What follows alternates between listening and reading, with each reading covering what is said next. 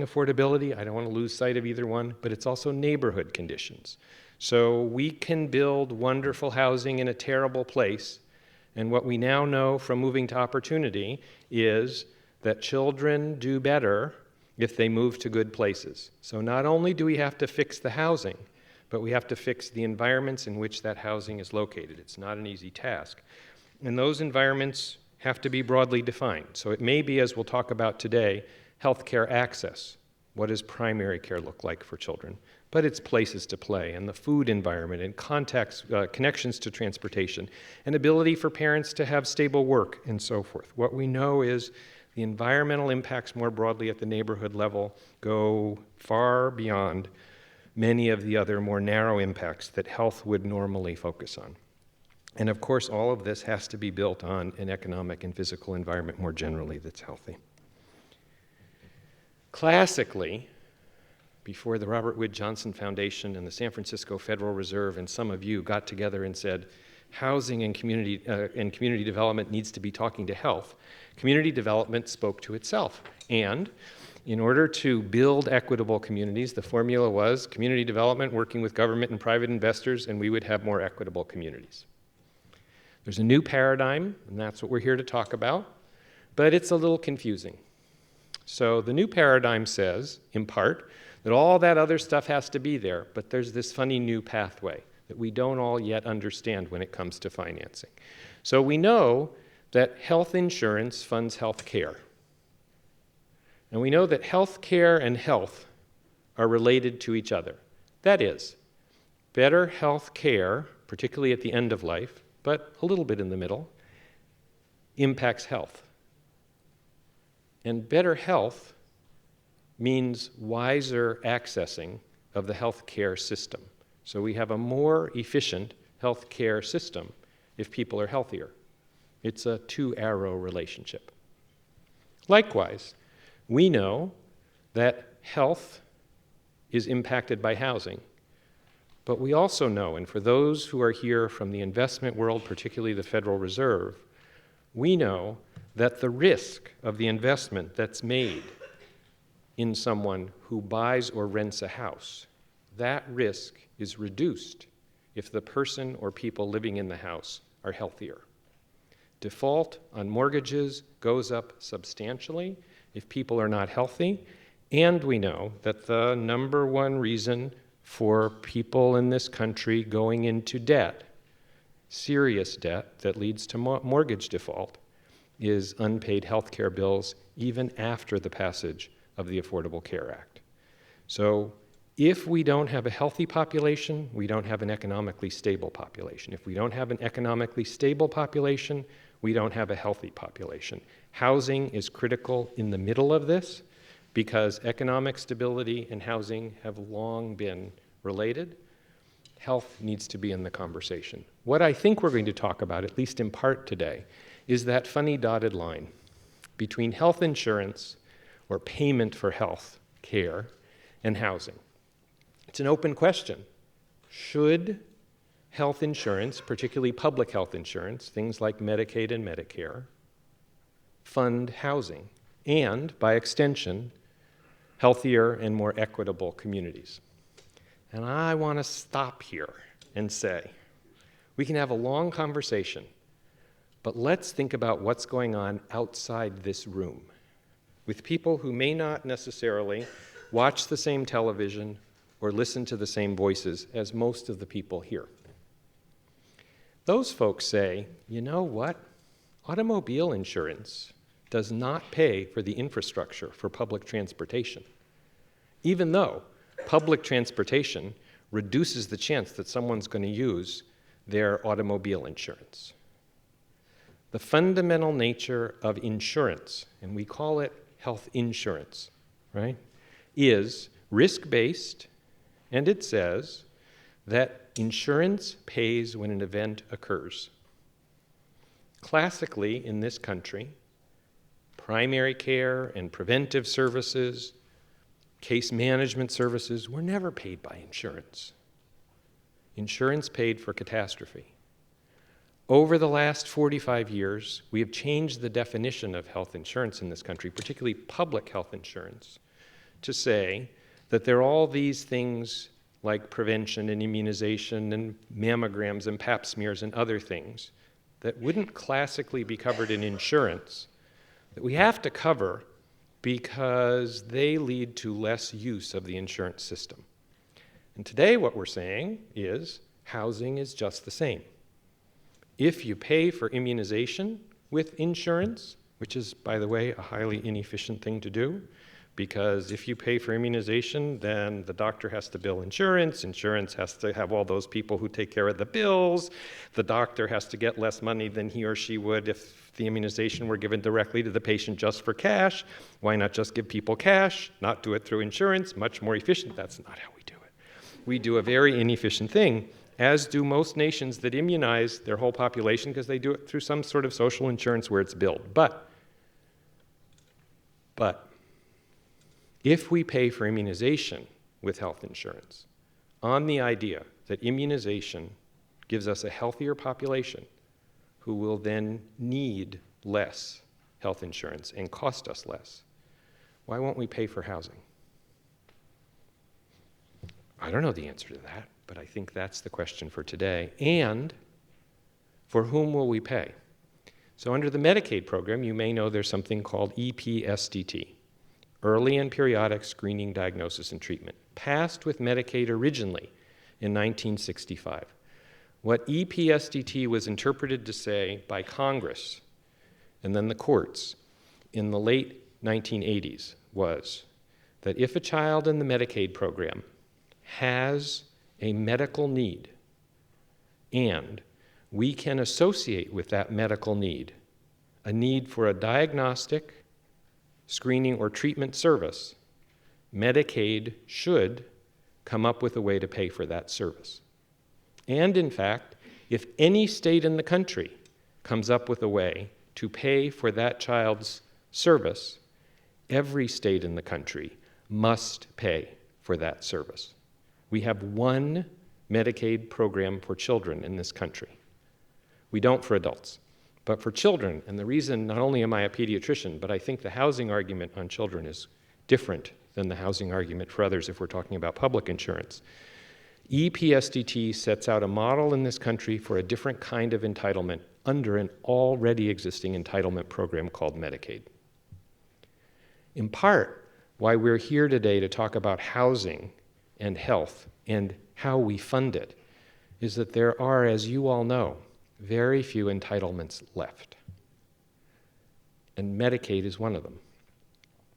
And as a result, because it's an entitlement, and because in some ways for children we've created a national program, we have precedent and a way of thinking and an opportunity to say this entitlement program should be unlimited when it comes to supporting the things that produce health, particularly for children. That's a big leap, because remember, we started with that thing that looks a lot like automobile insurance.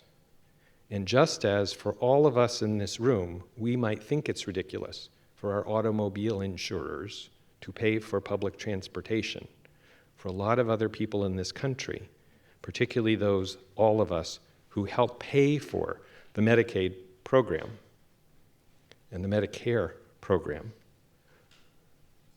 those folks might think it's ridiculous for the Medicaid program to think about paying for housing. With that, I will turn it over to David Erickson, and I look forward to the conversation. Thank you.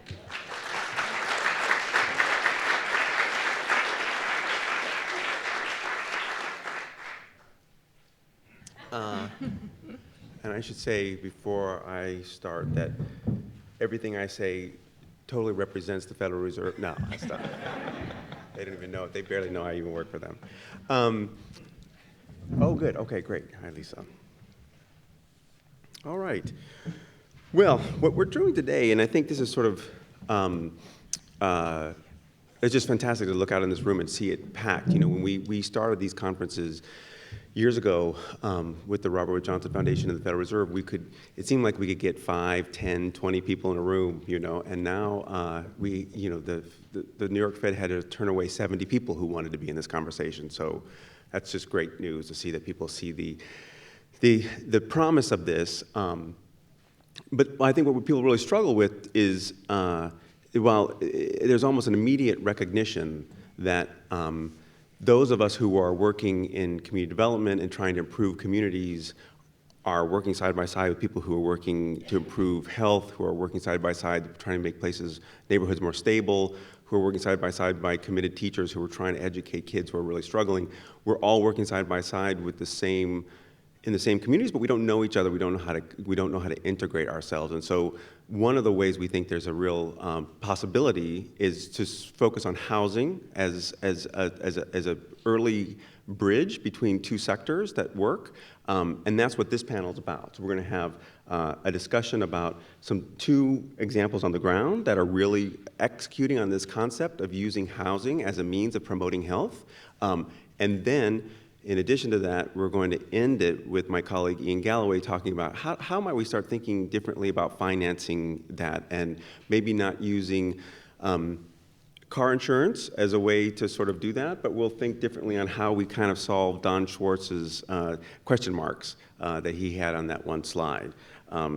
So with that, we will, and again, I'll point to your bios you have in your packet there, so I won't go into a lengthy introduction here, but we might just start with Anne, if you, Griffith from Enterprise, if you can talk to us a little about the work you're doing, thinking about with public housing and how that's promoting health.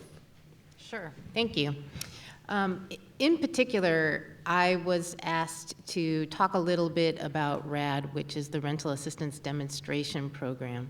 And thinking a lot about public housing in particular, I think a lot of folks in the room think more generally about affordable housing, but public housing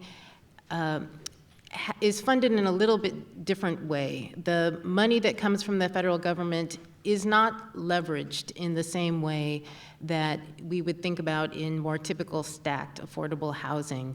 And so in San Francisco, where we have about 6,500 public housing units, and like the federal picture, the national picture, all in very bad repair because it's been severely underfunded, San Francisco has taken on the task of looking at mechanisms for trying to recapitalize that housing and in the process to address the health concerns that residents might be experiencing.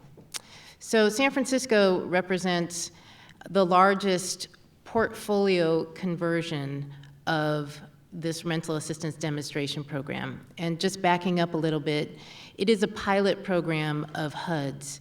It's kind of the most recent iteration of being able to allow either the housing authority or partnerships to be able to use the federal subsidy in a way that's leveraged. So it moves, it's a voluntary program, it's a pilot, and it switches the subsidy from the traditional public housing subsidy over to the Section 8 platform. And that allows for developers to use investments through the low-income housing tax credit and to use debt financing. That's particularly critical for public housing, which has become the housing of last resort, and where the conditions, San Francisco is definitely consistent with this, where the conditions are often really deplorable. San Francisco, 2 years ago, conducted an audit and found that they had $270 million worth of unmet capital needs in its public housing, and severely underfunded with no way of being able to address those needs. You see those unmet needs in the areas of lots of mold, pest problems. The buildings are not, the repair is not happening in any kind of timely fashion, which means that they're boarded up buildings where there's a lot of crime and other problems that occur there, and it becomes a very unsafe environment. I realize that this is not new news to anyone who's been involved in working with public housing, but the ability to turn that around has really been challenging. So San Francisco has embarked upon using this rental assistance demonstration program to meet these capital needs. There are two significant health benefits that come out kind of off the top, that come out of being able to leverage a more stable source of federal resource for public housing. The first is being able to address all these unmet capital needs. That in and of itself is significant. It allows us to address all the mold concerns. It allows us to begin to see some green improvements. It allows us to bring the properties up to the ADA standards, just meet code generally. But many of these properties were built in the 40s and haven't had any significant upgrades since. But the other thing is that it allows for the partnerships that are engaged in the development to actually build in services within their budget. Right now, the housing authorities have not, at least our housing authority has not had the ability to have resources to actually address any of the human capital needs that our residents are experiencing. And these are sites where there has been significant isolation and where residents are often very afraid to venture out of their developments to even seek assistance. Tell me how much you want me to talk about now. That's good. So I'm just thinking that, you're talking about how the building itself is a cause, can cause problems in terms of health outcomes. Then there's the services brought to the people in the building, and then there's the neighborhood that you're improving. So you're kind of dealing at this in several levels. And I'm just curious, are you keeping track of that? Is there some way of a pre and post sort of analysis that you're doing to sort of track the health outcomes? And I'm wondering if there's any way to sort of communicate that back to the folks with the rental assistance demonstration program to sort of call this to their attention, that there are these added benefits that may not be part of their narrow scope. So one of the downsides of the rental assistance demonstration program is it doesn't come with any extra money. It's simply the amount of money, it's just used in a different way. So some of those resources, they're not stretched as far as you would like them to. But one of the things that we're doing in San Francisco is actually building on our prior experience working with what was our flagship mixed finance program with public housing called HOPE SF. And as that particular program, we'd already engaged in a long-term evaluation program where we evaluated not only what the neighborhood looked like, but also what our resident conditions were. So we do at least have some kind of baseline for understanding what the health conditions are for public housing residents in San Francisco. The data collection and data sharing remains particularly challenging. It's the intersection with federal resources, with the Housing Authority and all other city agencies, as well as working with our Department of Public Health. All of those make it particularly challenging to actually connect the dots on who the residents are. But we do have at least some data from the HOPE SF initiative. We are also asking all of the developers as a part of this RAD transaction to keep a certain amount of data. I will also say that one of the benefits and challenges of this particular portfolio transaction is that it is converting 29 buildings in San Francisco simultaneously over a short period of time. And there are 8 developer teams, which is 14 different developers, coming together to be able to make this happen in an impossibly short period of time, even though San Francisco actually got a longer period, but we don't have to talk about that. And what it means, though, is that we've had to come together to create the policies, the practices, and figure out how it is that we can improve upon what we're doing, how we can learn from each other, how to deploy the best practices that we've used. And one of those things is figuring out how to keep track of the data. Yeah, that's really interesting. And I'm going to pause you there. We're going to come back to this, but what we're going to try to do is get out 3 examples out on the table, things that are happening today that are